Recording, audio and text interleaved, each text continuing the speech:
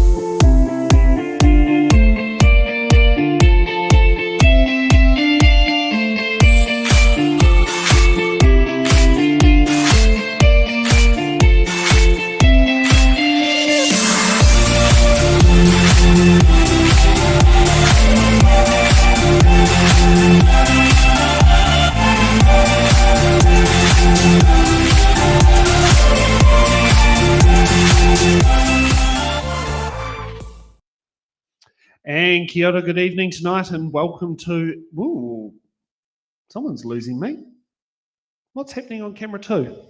Ah, that's a lot better. Sometimes this happens. Gee, we seem to be having a bit of a fun day there. So welcome Hamilton to It's in the Ballot. We're proud to be back here for the third time to your city, this time with another by-election, Hamilton East Ward. It seems to be, Hamilton seems to like their by-elections for the local council or for the general election. Now, one thing I've noticed is a Wellingtonian. We have a great game in Wellingtonian. Can you spot the non-accessible bus stop? But I can tell you right now, I'm in Hamilton and I drove down one street to take my friend Tamati to the supermarket. Every single bus stop, my friend Tony would not be able to get on within his wheelchair. So I've noticed in Hamilton, there's a lot of inaccessible bus stops. So hopefully these candidates will have their plan on how they sit there and fix it. So let's kick off with our big reveal. So we'll head to our far candidate down the end, Roger. Would you like to reveal yourself, please? I'm definitely not Roger. Definitely not. Okay. John, would you like to reveal yourself, please? I'm John. The microphone would be helpful. I'm John. Okay. Kia ora, everyone. I'm Tim. Kia ora, everyone. I'm Jenny NAND. And I'm definitely not Michael. Well, thank you for that. And just to let you know, yes, so half the candidates will be appearing for this show, half of them will be appearing for the 7 p.m. show. When our standard format is, if there are more than 8 candidates attending, we typically tend to put them into 2 shows rather than 1. So we actually get a decent variety of answers from candidates than just hearing their opening statements and closing statements. Because, when you're watching a broadcast like this, we actually would like to sit down there and know who the candidates are, what they stand for, and what they answer the questions. Because, when it comes to voting, and the great news is you get to have over here is you get to use the voting system STV, which I do know Hamilton's a bit new to using it, but I've been voting it all my life. So to me, it feels like it's been something I've been doing all my life, but I do know it's new to up here. So remember, you've got to have your number one preference votes here. And in this by-election, because we're in a very unique situation, it's only 1 seat, second and third preference votes are very important, as they're going to be the decider of who ends up winning there. And a great example was the 2019 local body elections with the election of Andy Foster. It was second and third preference votes redistributions that led to him becoming mayor over Justin Lester by, I think it was about 30-something votes. It was one of the smallest STV margins in New Zealand history. So let's kick off. John, would you like to kick off with your opening statement on why the voters of Hamilton East should give you their number one preference vote? I'm trying to change this election onto the topic of cages. People need to put Hamilton City Council back into its cage. We also need to stop Hamilton City Council building cages around the people of the city. When I talk about putting City Council back in its cage, I mean it needs to be constrained and contained by the law, legislation, and the will of electors. It needs to return to core functions such as mowing grass in parks, fixing potholes, maintaining water pipes. Hamilton City Council has escaped its cage, gorged itself on debt, and got too ambitious. It now sees its role as overriding the objections of most Hamiltonians and implementing transformational changes. When I talk about the City Council building cages for people, I'm talking about the smart city surveillance, the city being redesigned to be hostile to automobile travel and ownership, and desires of the City Council for congestion charges, zero emission zones, and restricting non-essential vehicle travel. Although City Council documents don't blatantly say they plan to lock us down in a 20-minute city, a lockdown city is not speculation in light of the COVID-19 policies. Thank you for that. Let's kick off with Tim's opening statement of why he should become your next local councillor. Thank you, Sam. Kia ora, everyone, and thank you to those who've come along to see what we're talking about today. I had the privilege of representing our city as an MP for 12 years, and I want to bring that experience and the knowledge that I gained in central government to our council table. I am deeply concerned by the position that we're in. I agree with John that our council has been overreaching, spending money it doesn't have. The result is that they are currently budgeting in this year for a $75 million deficit, and their debt is sitting at around about $850 million, rapidly rising to nearly $1 billion in a city with fewer than 200,000 people. We cannot continue that way. We must therefore stick to our knitting, focus on the core services that all councils are required to deliver, and to do that to the best of our ability, and keep ahead of the infrastructure demands of our rapidly growing city. Okay, and Jenny, your opening statement. Thank you. Thank you everyone for coming and joining us online. Well, Bula Vinaka, kia ora. My name is Jenny Nand, and it's important to get to know who I am. I have called Hamilton my home for over 25 years. I am deeply in love with our vibrant city. I have about 15 years of public sector experience. I've worked for local government, so I know what local government is all about, and I bring substantial governance experience as well. The three issues that I'm standing on is city debt, which is close to $1 billion. City debt, $1 billion is unsustainable. City debt resulting in $36 million in interest payments. I'll be asking the tough questions if you make me your number one choice. Thank you. Okay, thank you for that. And for those who want to know where the boundaries are, you'll be able to tell me as locals. For Hamilton Eastward, it's everything east of the river. Yeah, because I do know Hamilton West for some reason has for the general election has Flagstaff, is it? Yeah, there's so there's some interesting boundaries of how things goes. Now, I would like to introduce Paul Barlow, who everyone might remember as Paul, the other one, who's going to be our question host for both our shows. How are you this afternoon or this evening? This evening, yeah, I'm great. It's beautiful and warm, and I love Kirikiriroa. It's a beautiful place to come and visit. I think I spent like 25 years living here, so I'm a big fan.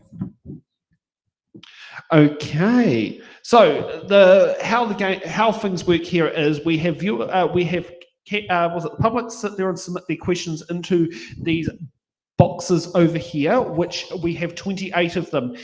One by one, the candidates will pick the box numbers and answer the questions that are in them. Now, each candidate has 60 seconds to answer. Now, we do have a little bit of a few curveballs put in here. Each candidate gets 2 button cards, which is if another candidate picks a question they really want to give their answer to, they can use their button card and give their answer as well. And there's also a question called defer card, which is when you, the question's a bit too hard for you to sit there and do that, and you want to defer it to someone else. My advice is you defer them to candidates who have chosen not to participate in the ballot. That's my advice, but that's just me being biased because, we've made the effort to sit down there and provide you, the voter, with some quality information. If they didn't show up, just out of curiosity, if they didn't show up, can we make up answers for them? Maybe if you grab your own little clips on YouTube, Okay. and you could, if you want to sit there and mix and mash them, I don't mind that within tempting. reason. It's Within very reason. tempting. Yeah, it is tempting. Okay. John, you get to go up with the first box number. What would you like? Box number 9, thanks. Box number 9.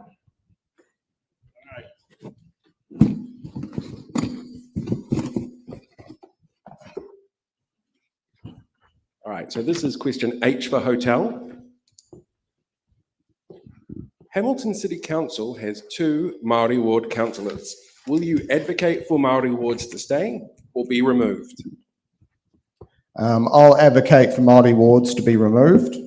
The existence of Māori wards could be described as institutional racism.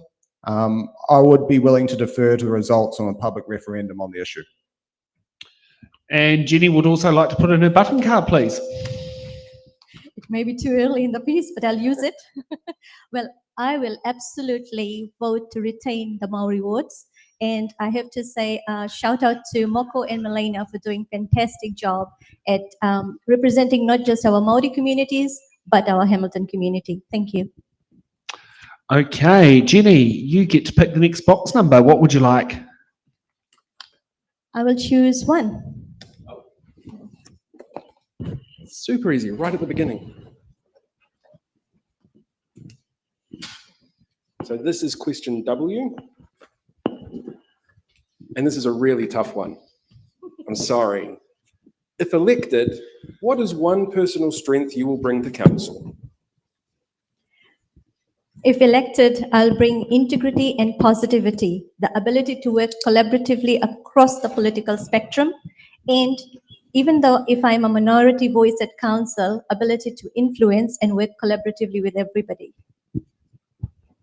Okay, Tim, what box number? I'll have number 8, please, Paul. Sam, thank you.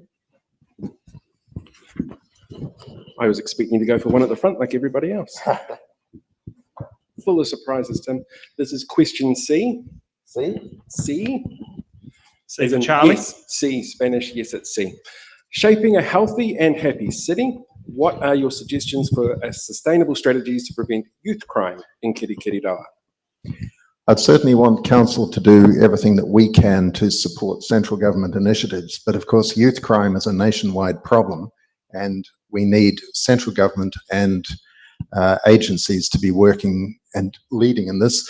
The single most significant thing we can do to reduce youth crime is to ensure that all our children are in school. Now that's not a council responsibility, but where we can support initiatives to reduce truancy and support the schools in the great job they're doing, we should. We should also get alongside our retailers who are the ones who are suffering the most from ram raids and some of the most horrendous crime to find out what initiatives they think council should be offering that would help to reduce the problem. There are already things being done, of course. Some are more effective than others. Ultimately, youth crime often reflects deep dysfunction within families, a breakdown in a family unit. So there's a limit to what council can do, but where there are initiatives that we can support, I'm all in favour of doing that, and I'm very much open to ideas on it. Thank you very much. Okay, we'll go to a new different order this time. And Tim, you get to keep the microphone there. And what is your next box number? Okay, well, so as not to confound Paul, we'll go for number 2, please, Paul. I'm really glad because I can only count up to 10 when I've got clothes on. Right, this is question AA. Successful organisations have continuous improvement programs. What improvements do you think Hamilton City Council needs to make?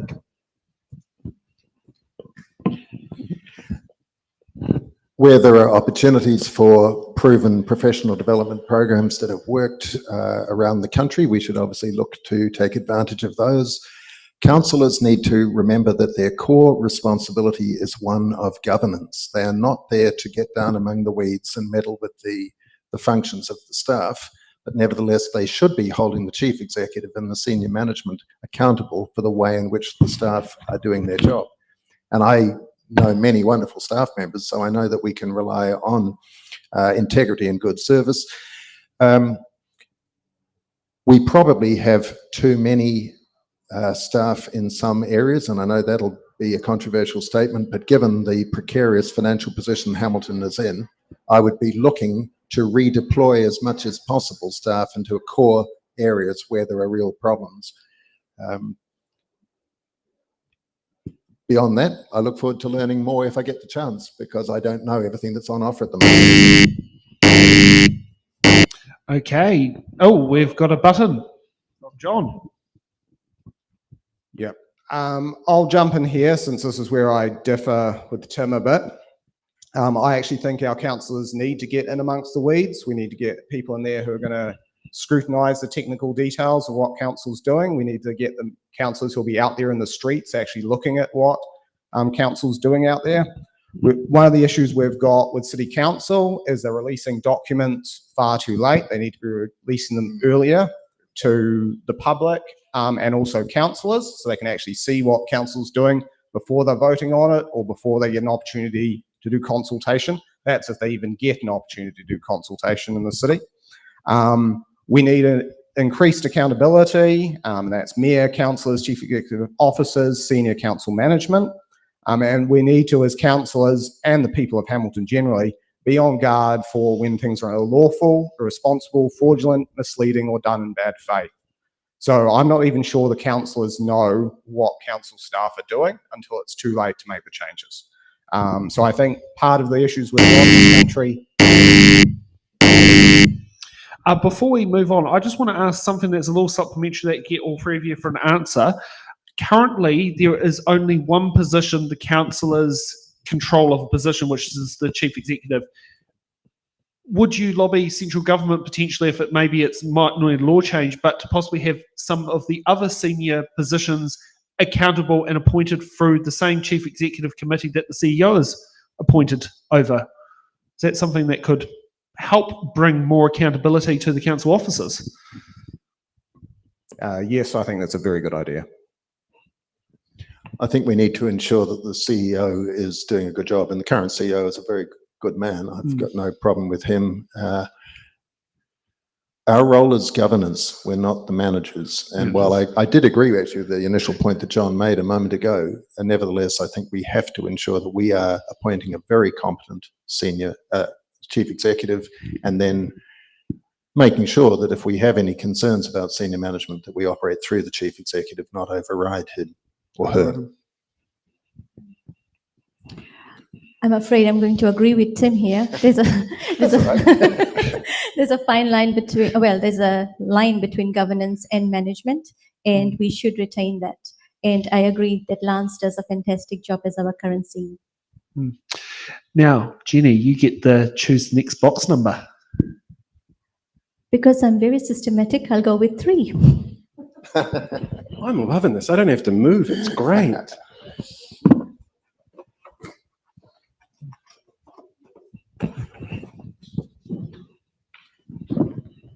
All right, this is question Z for zebra. Another really tough one for you. What is a quality that you admire in one of your fellow candidates? Well, I've known Tim for close to 15 years. And what I admire about him is he's a true gentleman and a man of integrity. Okay, John, what box number? I'll go with number 4. Trying to stop Jenny in her tracks. This one has a lot to take, so it must be a very important question, so it doesn't escape. Right, it's question S for Sierra. Should councils be forced by the Ministry of Health to fluoridate their water supplies? No, I think councils should generally be stronger in criticising and resisting central government decrees, especially if implementing those decrees will violate people's rights, expose them to additional unnecessary health risks, and add extra expense to local communities already suffering economic hardship. Okay, Tim, what box number? 25, please. Oh, now you're going to make me walk all the way down there.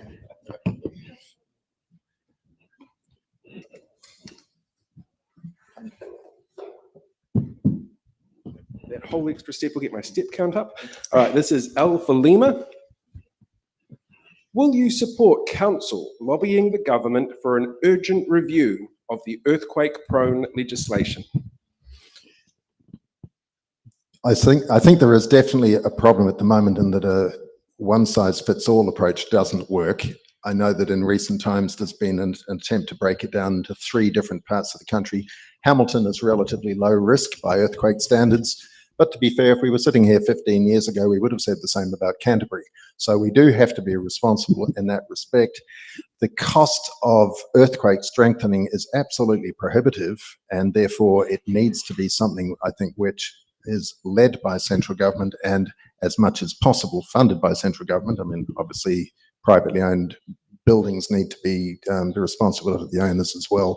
So I guess in a roundabout way, I am saying yes to ensure that what we have in the earthquake strengthening legislation is fit for purpose and particularly recognises the needs of Hamilton and the Greater Waikato region. Jenny? I'll go with 10.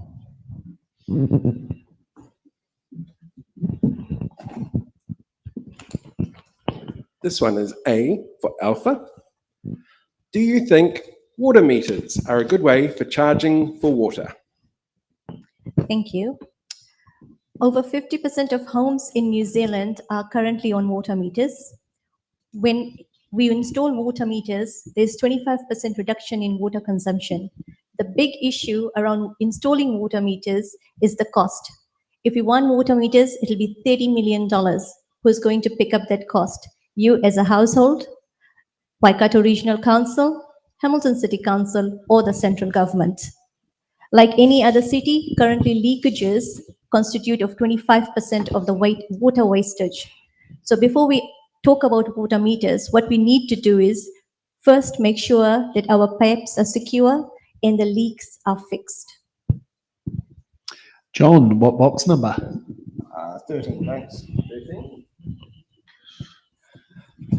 And no, this is not sponsored by Hell's Pizzas, since they always seem to do it on Friday the 13th. They always do an advert.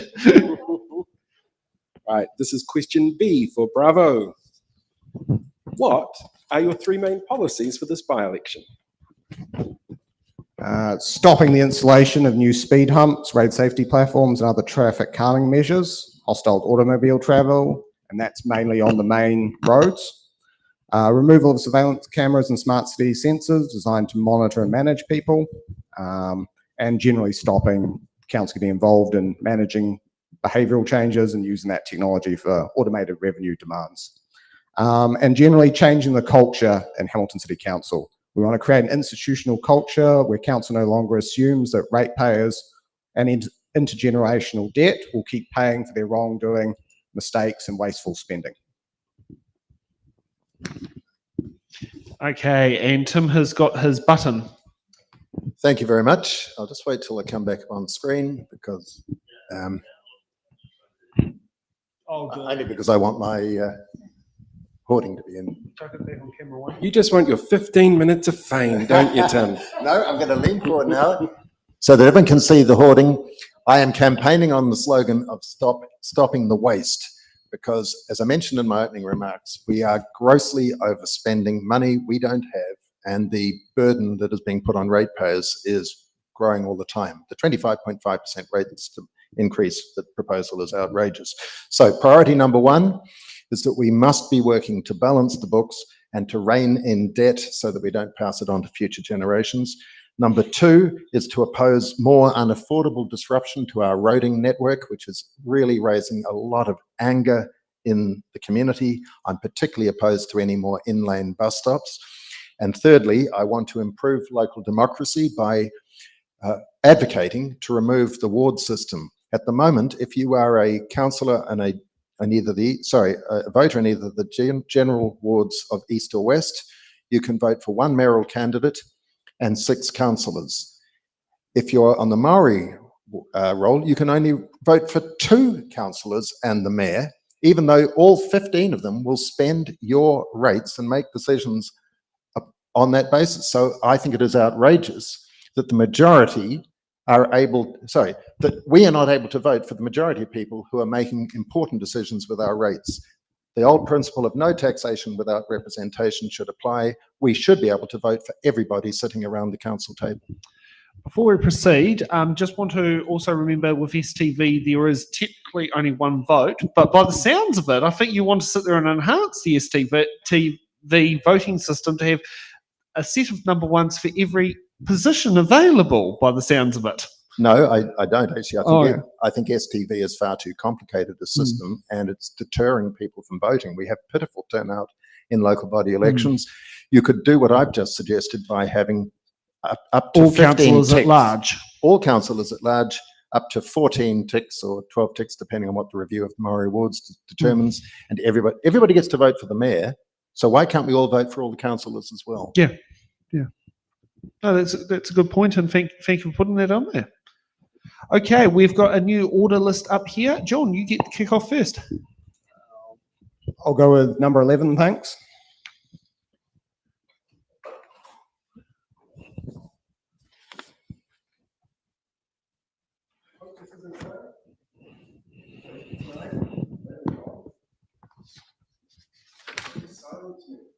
I don't know what's happened. Oh, okay. Okay, so we've got letter I. There are some suburbs in Hamilton East that see the speed limits of 40 kilometres per hour. The one outside the speed limit. If you were given the option to change them, how would you keep them as is, raise them or lower them? I'm in favour of local neighbourhoods having more say in what the speed limit is in their neighbourhood. A lot of the lowering of the speed limits has been one of those grand transformational changes imposed by central government to council, and council opposing it widespread around our city. And often that's done against community as well. So in recent years, you've also got to understand that when they lower the posted speed limit, they also, that prompts them. Sorry, keep going, John. Yep. Yeah, that prompts them to re-engineer the road and add the traffic calming features. So that's the other issue, that when they change the sign, it means they're also going to be doing engineering work and putting in more speed bumps, that kind of thing. The other change that's happened in recent years is they've gone from putting speed humps on quiet suburban streets, which is a good argument for that, to putting them on the main arterials to slow down good traffic flow, which we used to have more of in the city. So we do have a request to put an extra button. Can I have from the audience? Should we give either candidate an extra button card? For all those in favour, say aye. I thought we got 2 each. 2 each. You've used 2. No, I've only used 1. Oh, have you only used I'm 1? looking to Sorry. use my second. We'll avoid that motion. Yeah, so Stacey, I thought there was 2 years. Sorry, that's my mistake. That's okay, Sam. And I hope I don't come to regret using my 2 so close together. But I agree with a lot of what John has just said. There are some streets where, for a variety of reasons, they make absolute sense to have safety zones. But when I was the MP for Hamilton West, I advocated on the issue of safer speed zones on Dinsdale Road, because there was a lot of anger near the top of Dinsdale Road and some of the feeder roads off it, and all the people coming from Newcastle Road and Western Heights, Grandview Heights to suburbs down below, about the fact that they were required on an undulating road that was no different from any other road through the city to go 40 kilometres from the top of Newcastle Road all the way down to the roundabout. My suggestion to the council was, at Thompson Avenue to the Dinsdale roundabout, stick to the 40k zone, because you had a library, you've got retail services, you've got pensioner flats, you've got an early childhood centre. Lots of good reasons there to have a slower speed zone. But from Thompson Avenue to the top of Dinsdale Road makes no more sense than it would do on any other street that doesn't have them in our city. Unfortunately, the council took no notice of my submission. Okay, thank you for that. Tim, you get to pick the next box number. Where would you, John, Paul rather, would you like to pick for me? How would that be? No? Well, we'll go with 12 because you had your hand on it. Okay, that works. I promise it wasn't subliminal messaging. Or be a lot more powerful if I could do that.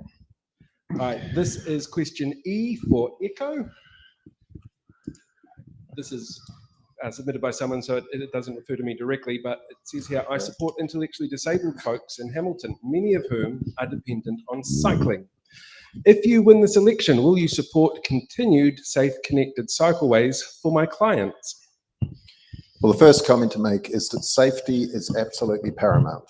And every road accident, particularly where there's a serious injury or a fatality, is an absolute tragedy. So we must listen to the evidence as to what is needed to minimize the risk of such accidents. I will consult widely, and I will consider clear evidence wherever it is apparent that some sort of additional safety measures are needed, including to our cycleways. But we do need to remember that Hamilton City Council has no money at the moment. They are budgeting for a $75 million deficit. So as others have already made clear today, we cannot just continue doing things that are unaffordable and deeply unpopular with the vast majority of residents, because that is the, if you pardon the pun, the highway to financial ruin. So as I say, evidence-based decisions need to be made with a clear business case to ensure that we are spending ratepayer money responsibly while keeping safety as the paramount consideration. Jenny, you get to choose the next box number. I'll go with 21, please. Yes, the drinking age and the voting age that New Zealand used to be at one point in time, including when my grandma first voted in 1949, it was 21. Not to be that young again. All right. This is question U. U for uniform. Councils are being given roles and responsibilities from central government coming from regulation and legislation. These are referred to as unfunded mandates. What is your opinion on unfunded mandates from central government? Thanks for that question. I have serious concern about central government downloading increased responsibilities onto local councils through unfunded mandates. I will push back strongly on unfunded mandates that compromise councils' financial capacity and capability to invest in other priorities. If a mandate comes, it should come with funding. That was quick, short and sweet. John, what's your next box number? I'll continue the pattern. I'll go for 22. Was there anything famous about age 22? It's usually a Dell birthday. My youngest son is 22, so it's a good number. All right, this is question T for Tango. Do you think that social housing should be first offered to those who are local? Yes, in principle. However, there might be some discrimination issues if you implemented that as a policy. There would need to be some discussion about how you defined local. Is it a citizen, permanent resident, lived in Hamilton for so many years, or born in Hamilton? There needs to be a deeper conversation about City Council's role in providing social housing. I think the city is suffering from back and forward between left-wing and right-wing central government policies over the decades, making it unclear who or what is responsible for providing social housing. Okay, Tim, what box number? 14, please, Paul. Yes, a good scenic bus route in Wellington. Do we have a 14 bus route in Hamilton? Do you have a number 14 bus route? I don't know. All right, this is question F for Foxtrot. Big long one. For roads that carry more than 6,000 daily traffic movements, Waka Kotahi, also the New Zealand Land Transport Authority, in case people didn't know what that was, recommended having a separated cycle lane on the carriageway. If you had to vote for a separated cycleway or free parking for parked cars, how would you vote and why? I don't know that it's as simple as that, because wherever possible, the best cycleways are the ones that can be taken off-road altogether. And there have been some very good examples of that happening in Hamilton, and I would support that as much as possible. You have to separate it out from the CBD and out into the suburbs. If you look at the CBD, I am strongly in favour of keeping 2 hours free parking.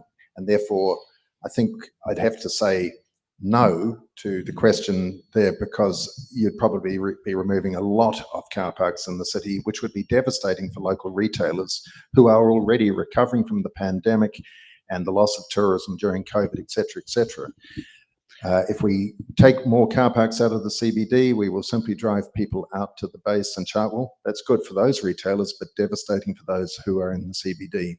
So it's a more nuanced question, I think, or rather it requires greater thought, but I am in favour, where it is possible, to have separated cycleways for safety reasons, of course. Just want to add on to that, grass berms, is that a possible place to put some cycle lanes between the footpath and the curb with the road? Would that be an option? In some areas it might be. I mean, you'd have to look on a case-by-case Case basis. basis, You yeah. can't talk about it in a blanket fashion. No, it's all good. No, it's great thinking about the outside the box. Jenny. I'll go for 15, please. Oh yes, the age I got my driver's license at. Who got their driver's license at 15? Put your hand up. I couldn't see over the steering wheel. All right, this is question J for Juliet. What areas of council expenditure would you prioritise? Actually, this was my favorite question. So you don't have to use a button card. I've used mine. Thanks. So it'll be core infrastructure cost, especially water infrastructure. At the moment, the water infrastructure cost is going to be in the millions. Stormwater, wastewater, and water supply costs. So we need to start prioritizing those costs first and foremost. Thank you. Anyone want else at it? We've got 40 seconds to go. Okay, we've got, was it now? Just wait for the computer to bring up a new list. We'll have a different order. We get to start off with Jenny this time. What box number? 23, please.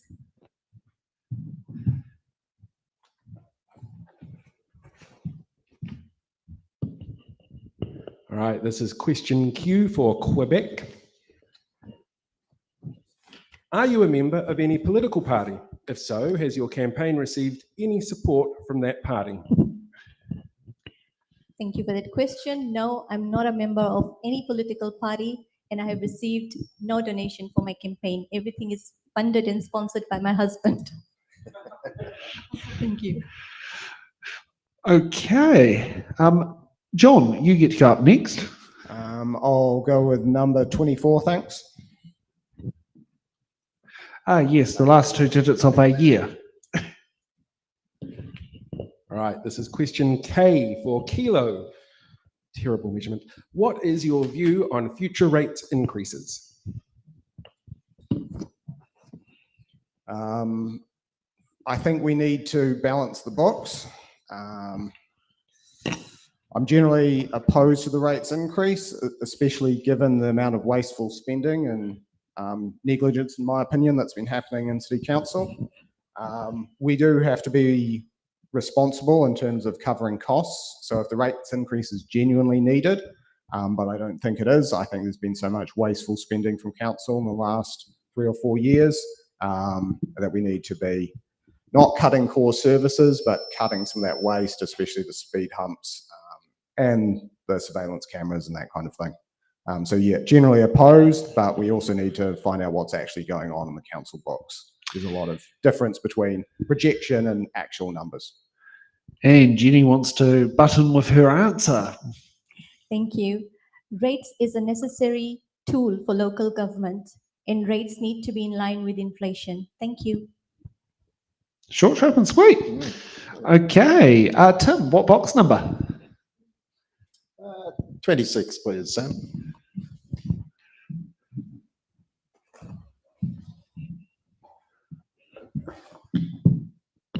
Feels like Christmas. I get to open all these boxes. All right, this is question M for Mike. How will you improve the transparency and communication of council activities and decision-making? Council meetings, apart from those that go into closed sessions, are already both open to members of the public to attend and increasingly available online, which is probably a very good thing. I agree with a comment that was made earlier that papers and various other documents that are going to a council meeting for decision ought to be made available to the councillors much earlier than they can, so that the councillors can, if necessary, seek independent outside advice to guide their decision making. No councillor is an expert on everything, and in order to ensure that the best quality decisions are being made, they need time in order to consider the paperwork. It is absolutely outrageous to present an 80 to 100 page document just with, say, 48 or fewer hours available and ask the councillors to read that, digest the material and make considered decisions.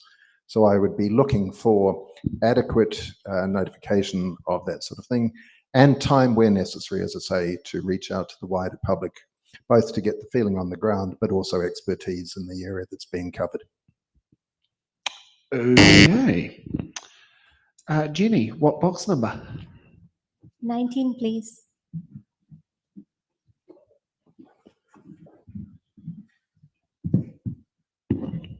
Oh, is the letter O for orange? Orange sounds like a good thing because that's the colour of the card. Not as bad as Oscar?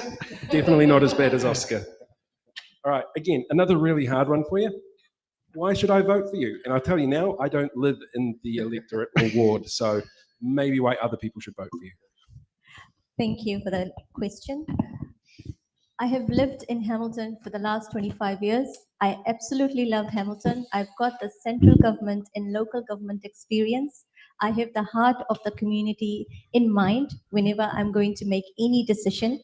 My husband and I currently live in Flagstaff, so we are ratepayers. The current 25.5% is going to impact people, young people like us, not just us, but communities who are renters.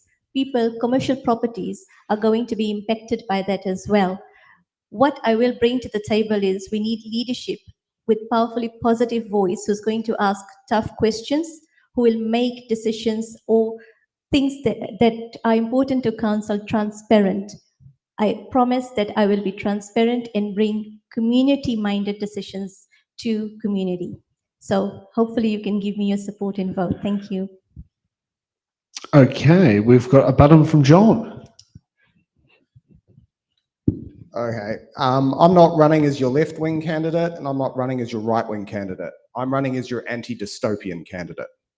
My vision of Hamilton City is an open-air debtors prison, a city where people's movement is restricted and automobile ownership is penalised, a city burdened by interest repayments on huge debt used to fund unpopular schemes, a city of near constant surveillance and automated revenue extraction by digital means, a city of people suffering learned helplessness and smartphone dependency, a city passively waiting for the next lockdown, the next round of coercive injections, or the next cyber attack, a city where permission from authorities is expected before you exercise your basic rights. After the developments of the last 4 years, this vision has become a plausible future for our city.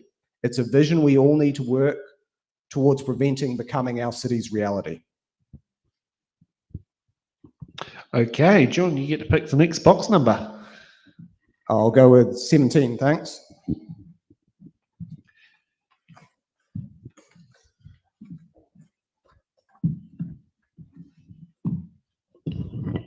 All right, this is question V for Victor. What are you personally doing to role model climate action?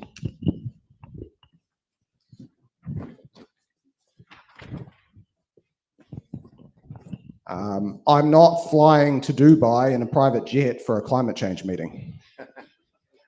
Over the years, I've been involved as a scientist on areas related to climate change, on the periphery working in biochar research, and on the periphery of some biofuels research projects. I have actually attended a conference in Europe with a heavy focus on climate change issues.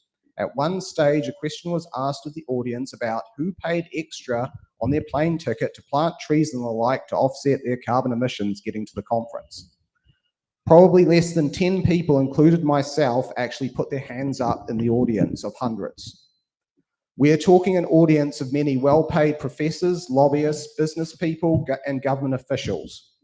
I also paid my own way to that conference, not not long after graduating. So I was still operating in poor student mode, living on a very small budget. Okay. Tim, what box number? Number 5, please, Paul.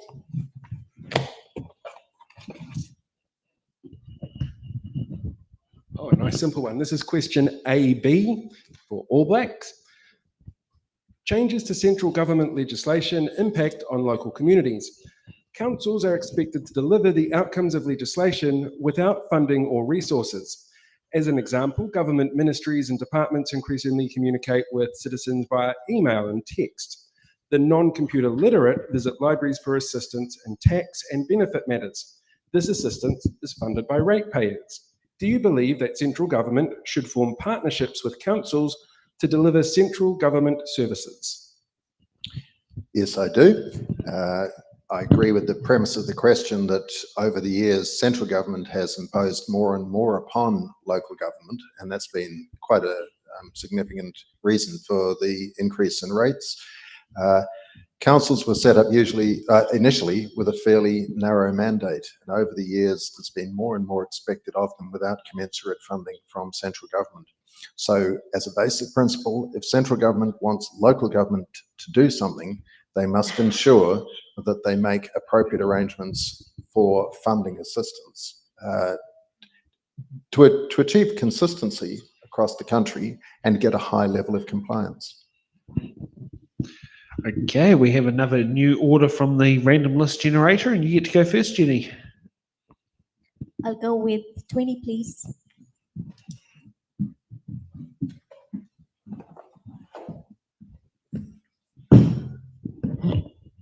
Right, this is question R for Romeo. Again, not me, just look at me when you see the question, you'll realize it's not me who wrote this. I cycle every day in Hamilton. What will you do to support me as I help to reduce congestion and climate change impacts? Thank you for the question. And to the person cycling to reduce congestions on the road, thank you for doing your bit for climate change. The role of council would be to ensure that cycle lanes are safe. Thank you. Okay, Tim, what box number? 18, please. Right. The current voting age. Yes. I'm nearly old enough. Right, this is question Y, Yankee.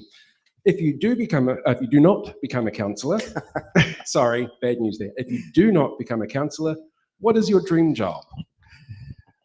Well, I had the huge privilege of being a Member of Parliament for Hamilton West, and somebody else who's in Parliament was famous once for saying, very happy just to be the member for Tauranga. I was very happy being the MP for Hamilton West, but hey, times move on.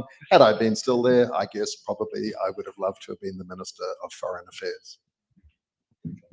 Georgina Byer also used the same thing when she was the MP for Wairarapa.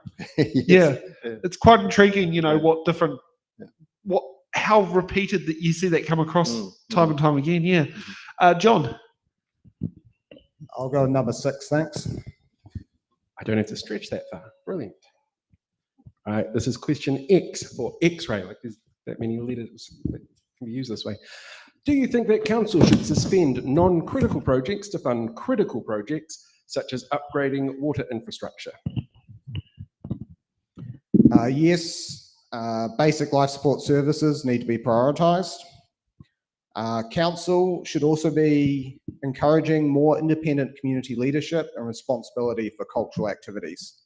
Communities need to start preparing themselves for organising, funding, maintaining and developing their cultural activities in a way that's largely independent from City Council. I think City Councils should offer some support in terms of maintaining a directory of community groups, making library and hall space available, and leasing some council land to community groups. Budget-wise, we need to take a serious look at the H3 group and council spending on running big budget, quasi-commercial, sport, music and comedy venue businesses. Okay, Jenny, what box number would you like? 28, please.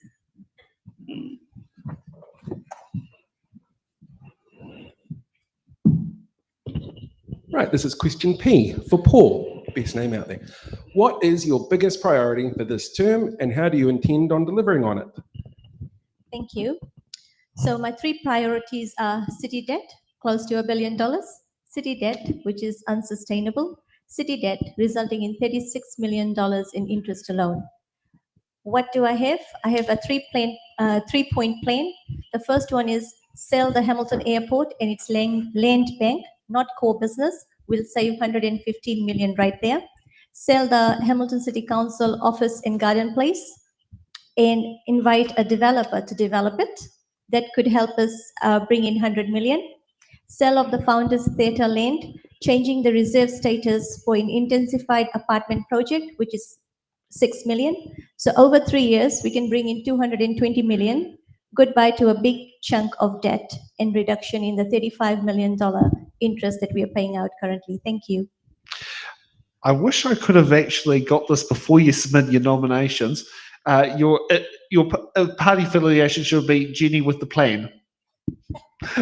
Thank you for that. Yeah, I like the answer. That shows someone who's actually done the research and has got a plan. You know, and it's quite a fitting thing. You know, put it in there because voters tend to look at these like, how do you get to stand out? Yeah. Tim, what box number? Number 7, please. All right, this is question G for golf. What is the most pressing issue in the Hamilton East Ward of Hamilton City Council? At the moment, it is stopping wasteful spending that has led to the deficit of $75 million this year. You just need to think about that figure for a moment and ask yourself, how can we possibly continue to operate in that way?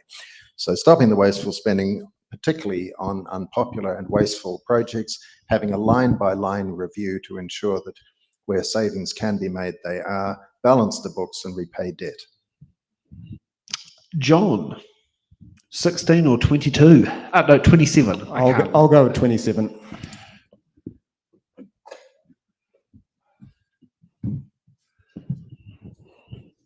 All right, this is question N for narrow. How will you ensure that feedback from public consultation is properly weighted in council decisions?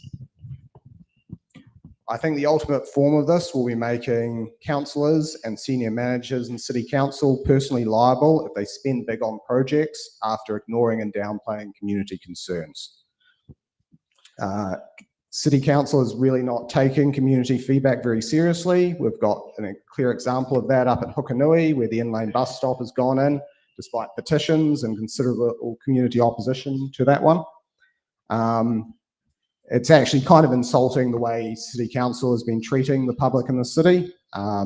So I think that's the ultimate thing, making them financially liable for their decisions, especially if they've been operating in bad faith, hiding critical details from the public, marketing to the public to promote an agenda rather than informing them objectively about the advantages and the disadvantages.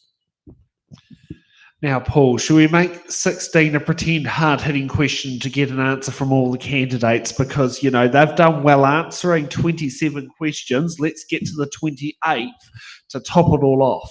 So when you say pretend, this is the one question I did submit.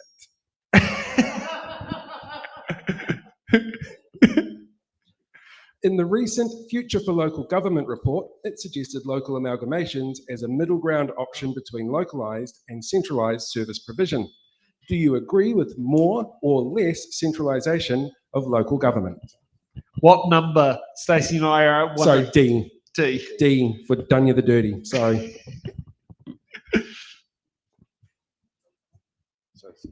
So who would like to kick off? D. I can kick off on that one. No, I'm generally supportive of more decentralisation of power and more local autonomy. I think the potential advantages often associated with centralisation, such as economies of scale, bulk purchasing discounts, standardisation, access to a deeper pool of talent and experts, can all be achieved by local councils forming voluntary consortiums and voluntary associations. Central government could also offer advice and resources to assist local councils. It is possible for central government to do this without it being a power grab or using asset confiscation or coercive impositions or as an excuse to create large corporate entities which can attain much greater levels of intergenerational debt, as we are seeing with the Three Waters reforms. Tim. Hamilton is currently the 4th largest city. We're on track to becoming the 3rd largest city, overtaking your hometown, Sam. In principle, we have probably far too many territorial authorities around the country. Some are very small and they're just not viable, and that does put huge pressure on ratepayers. It also means that a lot of services just can't be afforded. So I guess I'm talking outside the region. If we're looking at within our own region, then I think Hamilton should be open to the possibility if other neighbouring TLAs wish to align with us. However, it shouldn't be forced upon them. Local people should continue to have local control. I think really what is most valuable is looking for economies of scale where you can have shared services across territorial boundaries. That makes a lot of sense. And I believe that that's happening to some extent, but there's probably room for considerably more of it in a way that would be beneficial for the ratepayer. Sounds like the principle of Wellington Water, but without the bureaucracy and the bullshit. Jenny. Thank you.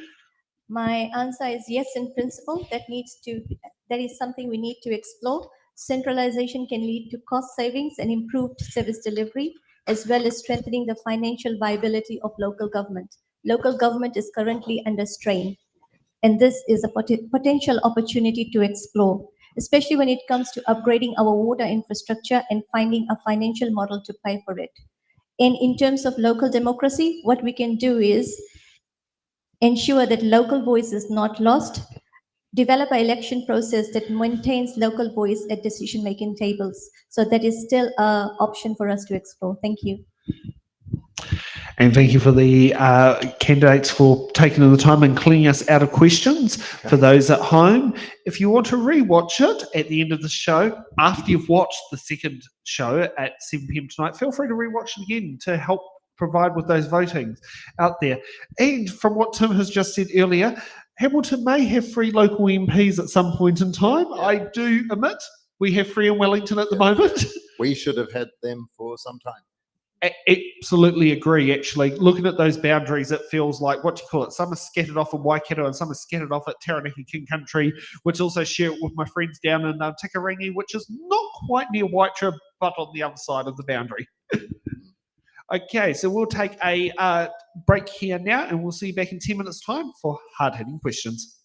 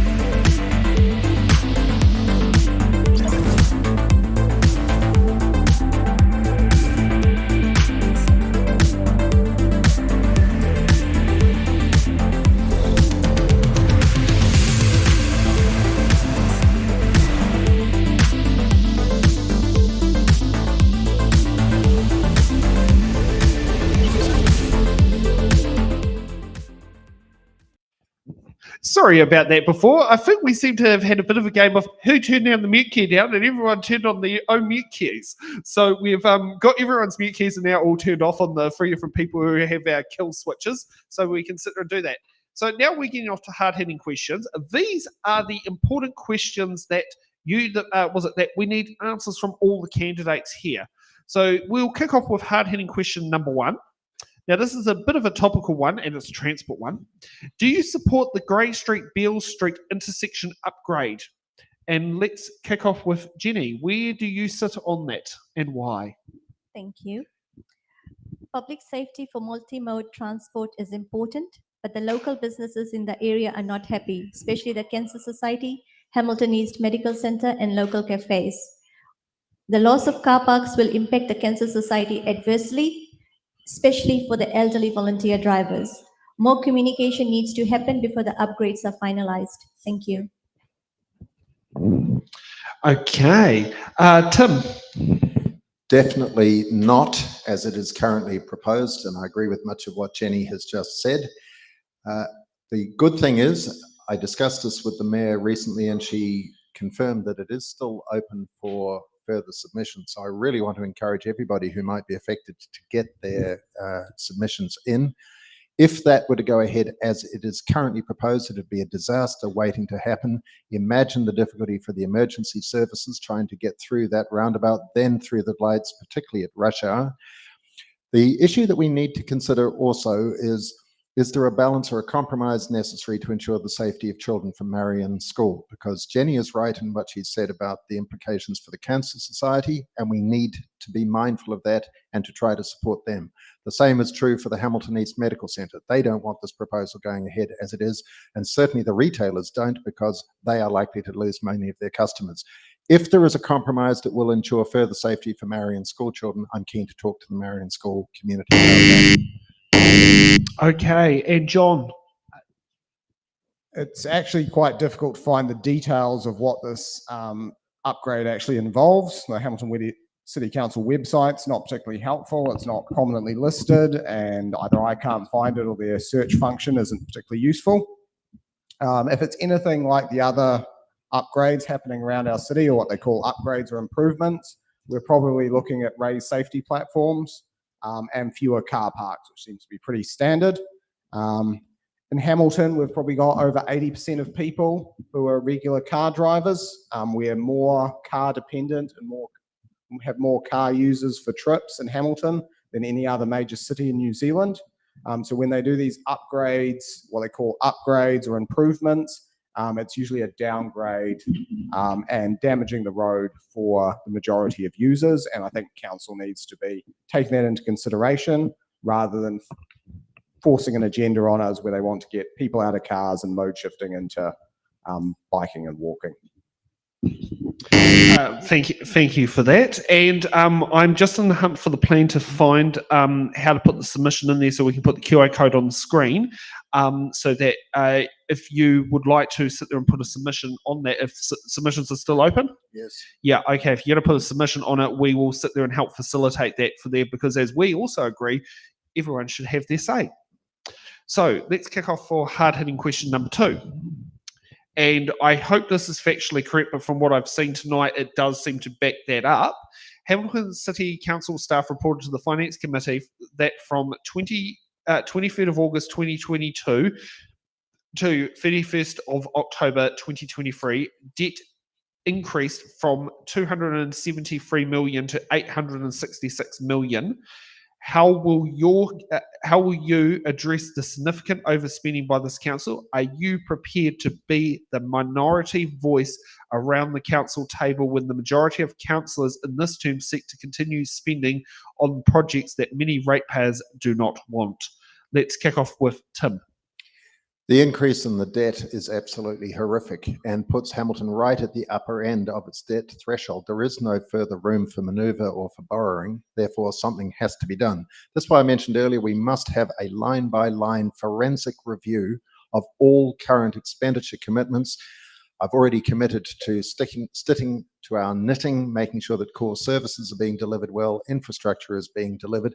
All pet projects that are not essential at this point should be off the table. All wasteful expenditure on painting roads that then get redone a year or so later, or in some cases weeks later. All unwanted speed bumps and in-lane bus stops that are not necessary from a safety perspective should be put on hold. As far as whether I'd be a minority voice, yes, I am prepared to be that minority voice, but I don't expect to be. There are some councillors at the moment who are as concerned as I am, and it's important that all councillors understand the severity of the position. We're in a precarious fiscal position. We must rein in the spending. Okay. Jenny. Thank you. I may sound very similar to Tim here with the two-part question, how to address overspending. Adopt the principle that everyday cost must be met by everyday revenue, and we need to focus on core business. Identify must-haves versus nice-to-haves. The second part of the question, yes, I'm prepared to be a lone voice, a minority voice, and I can ask tough questions and ensure that decisions are communicated back to the public. I think some councillors are listening to community, and I will work very hard to work collaboratively with existing councillors to ensure that we are financially responsible for our decision making. The responsibility also lies with you, the viewer, the community. Make sure you take the opportunity to submit to the long-term plan and tell the council in terms of what your thoughts are on the overspending. Thank you. Okay, John. Although the exact numbers are unclear and we have that situation about what's projected and what's actual debt, it's clear that there's been an insane amount of debt increase over the last few years. I think this is City Council operating in breach of their stewardship obligations to be prudent. Growing debt and deficit spending is also a consequence of other City Council wrongdoing and negligence. It is not happening by accident.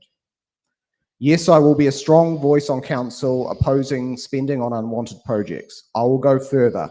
I plan to be putting City Council and councillors on notice when they're operating in breach of legislation or laws, being negligent or unlawful, or enabling council management to operate in bad faith.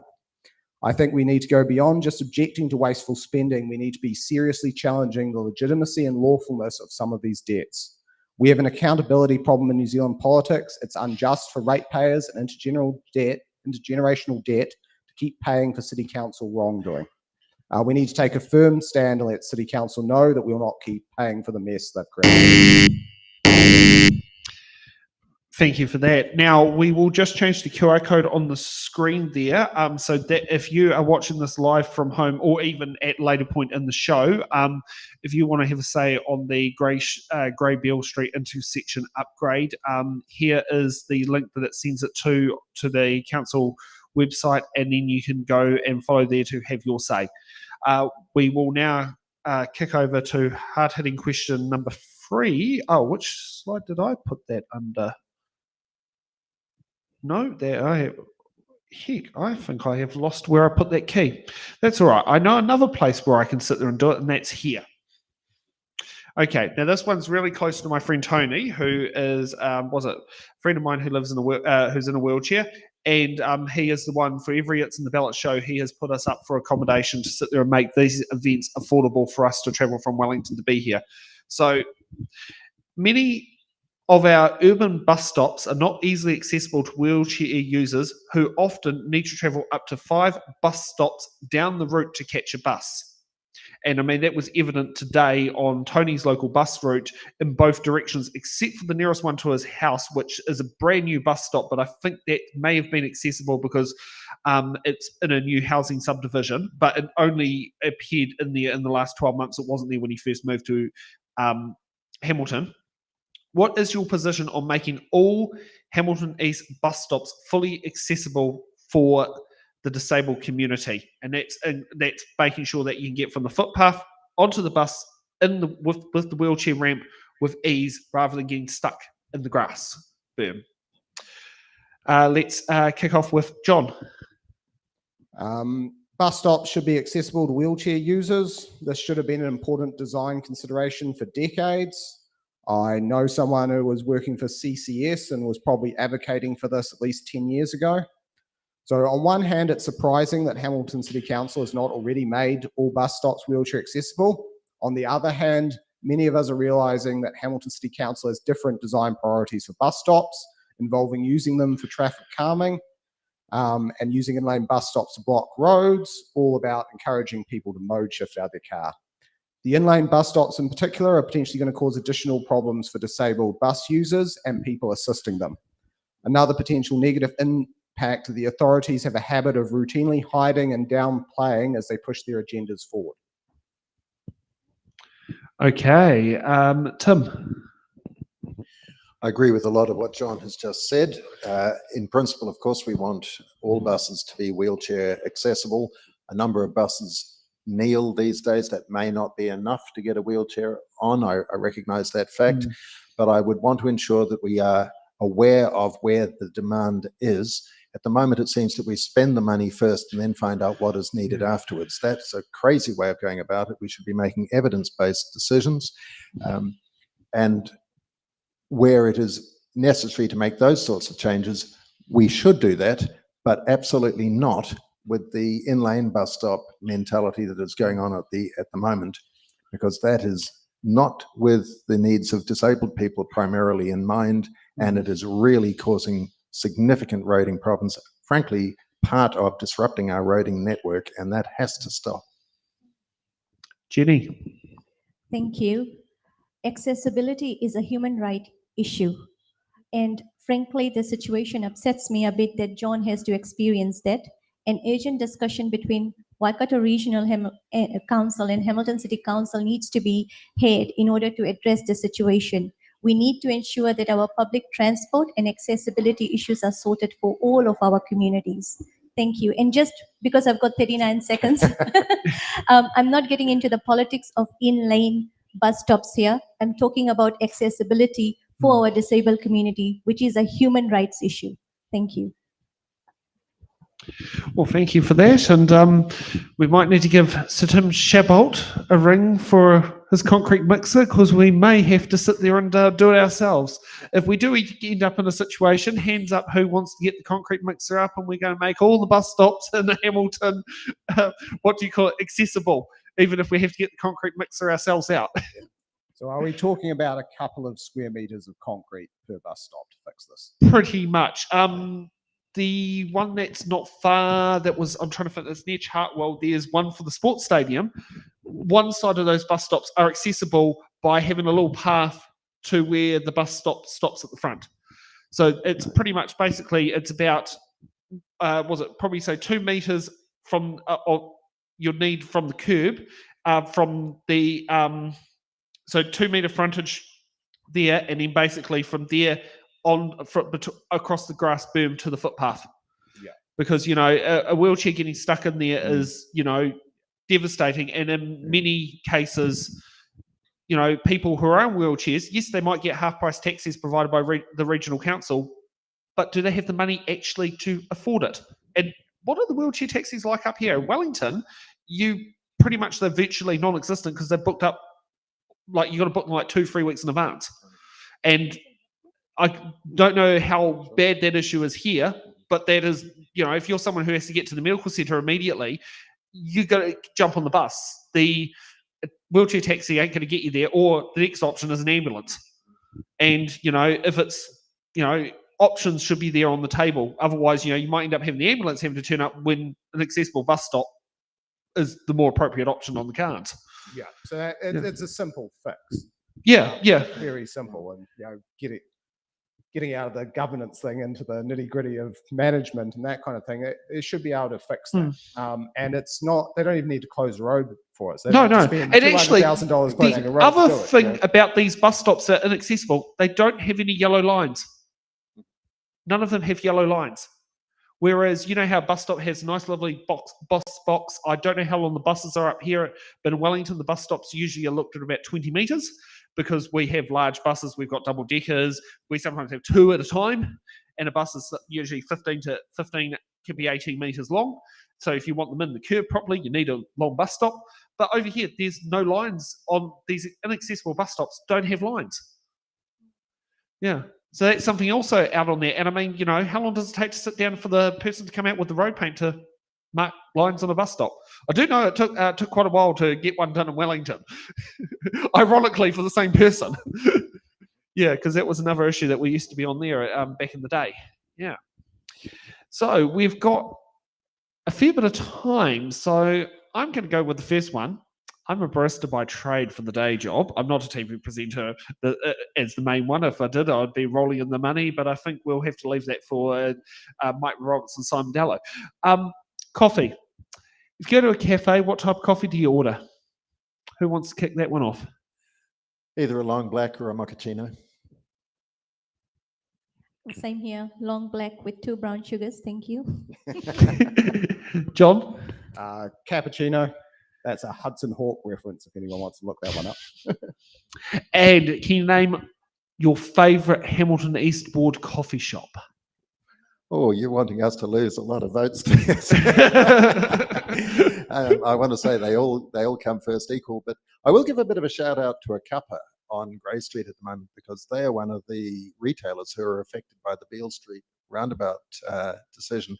The proprietors and their staff are absolutely delightful. The service is very good, and I would be devastated for them if their customers were driven away, pardon the pun, by the development of a roundabout that most local people don't want. So we need to be mindful of the impact of council decisions on retailers such as them. And with no offence to any of the other wonderful baristas and cafes in the ward, as I say, let's do what we can to support a cuppa, particularly if the decision is not reversed. Okay. We know this one here is a good regular. Am I the only one who had to answer that question? Should I say, and it's in the ballot regular. What question would you like to ask the candidates? Too scared to ask? I'm not sure about these two. They might get biased questions there. This one is unsure if he's branded. Go on, those two people are on the crew. I've got this. There's 3 here, which might be part. I'll probably say 2. I think are part of a campaign team. Phil is a highly respected and independent observer who is one of the great media personalities and genuinely deserves a shout out for the wonderful job he does running Free FM. So he's probably the most impartial of those in the room. I wish we knew you earlier, because then we could have given you the ability to put this on your radio waves. Actually, we can talk after the show. We can see if we can talk whether you want to rebroadcast it. Free FM has also got the best record of supporting local political interaction of any radio station in this region. Yeah. Question host Paul. Oh, that's dangerous. That's so dangerous. All right. So this week it was announced by Liz Gunn, conspiracy theorist from New Zealand Loyal, that she would like to put together, with the help of current City Councillor Andrew Bidder, a network of sovereign citizens whose role is to undermine the work that local councillors do, as well as the role the council staff do.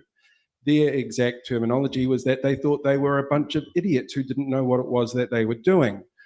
How would you go about working with an individual like that, knowing that there is a reason for them in their mind to denigrate the work that you and the people on council would be doing? If they've got valid criticism, I'll be very much supportive of them. As long as they're peaceful and they're providing evidence-based critiques of council, I think council should be open to that and welcome to it. I think council has overstretched its powers in recent years, and it needs to kind of be brought into line. And I think a bunch of different groups around the country need to be working on different ways of doing that. We need to respect democracy and recognise that there are some people with loud voices who don't necessarily represent a large group of people. We should also recognise that the vast majority of people are well-intentioned, and those who are working within the council at the moment are in the main doing a good job. So I'm not out here to beat them up. I would like to ensure that they are given the resources they need to do their jobs to the best of their ability, but also to recognise that priorities need to change to ensure that things that are currently unaffordable or wasteful are eliminated, and that we can make great progress on getting things under control. But I'm not interested in firing abuse around at people who in the main are actually quite skilled at their jobs and do have a good understanding of the issues. And often the people who are being criticised are not those who are making the decisions anyway. I agree with Tim. We need to, there's freedom of speech and we need to respect that. Having said that, we need to also maintain, at the moment, I think our world is such, 2024 is such that we are filled with misinformation. And sometimes, not sometimes, what we need to do is focus back on facts. What is actually a fact? And then, is it evidence driven or not? It's very easy to blame councillors and politicians and the Hamilton City Council staff for decisions. There is always a reason, an evidence-driven reason why they have come to that decision. Sometimes it's not communicated effectively in a transparent way, in a timely manner, but doesn't mean they haven't done their due diligence. I think we need to give credit to people who work in institutions as such, because they're not there to further their own nest or agendas. They're genuinely there to do a good job. So I think what I will do is freedom of speech, respect that, and create an opportunity for conversations. Thank you. Well, thank you for that, and that's helped add some more useful information to the poll. Okay, let's kick off with John. Your closing statements of why the Hamilton East voters should give you their #1 vote. So back in September, Hamilton City Council had this claim on their website, on their Access Hamilton strategy page. Quoting, "All we can say is, if you see or hear something that says our 20-minute city planning is designed to make your life harder, it's rubbish." That text has now been removed from the council webpage. I think people in Hamilton can judge for themselves if the extra speed humps and in-lane bus stops are making their lives harder. People can judge if the narrowing of roads and reduced car parking is making their lives harder. And people can judge if the proposed double-digit rate increases are going to make their lives harder. I will challenge not just the physical symptoms of the agendas we are seeing around our city, the speed humps and the inland bus stops, or the financial symptoms such as rates increases. I will challenge the agendas and institutional cultures that have caused those symptoms. I will be a strong, well-informed, practical, and disciplined representative for the people's views and values. Okay, Tim. Well, firstly, thank you to everyone from It's in the Ballot for organising this. It's been a very professional, well and fairly run activity. I really appreciate it. Thanks also to those watching online and to those who are enduring the heat here in the room. I offer 20 years of experience both in our community and at the political level here in the city, and I believe that that would be valuable.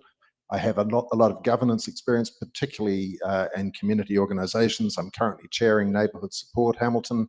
I chair Te Whara Kurawai, which is the Hamilton Christian Night Shelter Trust, and clearly homelessness is quite an issue for our city.